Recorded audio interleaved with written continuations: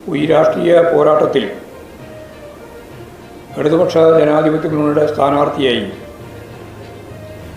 CPM-ൻ്റെ സംസ്ഥാന സെക്രട്ടേറിയറ്റ് അംഗവും മുൻ MLA-യും ആ മേഖലയിലെ ഏറ്റവും പ്രമുഖനായ പാർട്ടി നേതാവ് കൂടിയായ സഖാവ് M. സ്വരാജ് സ്ഥാനാർത്ഥിയാവണം എന്നാണ് പാർട്ടി സെക്രട്ടേറിയറ്റ് തീരുമാനിച്ചത്. ഒരു പാർലമെൻറ്റേറിയൻ എന്ന നിലയിലും പൊതുപ്രവർത്തകൻ എന്ന നിലയിലും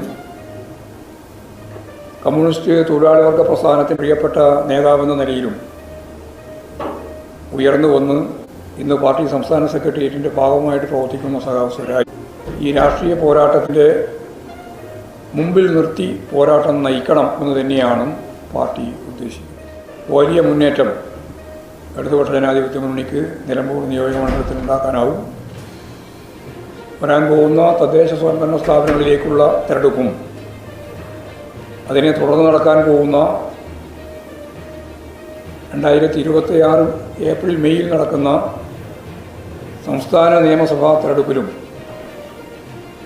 വലിയ മുന്നേറ്റത്തിലേക്ക് പോകുന്നതിൻ്റെ നാന്ദി കുറിക്കുന്ന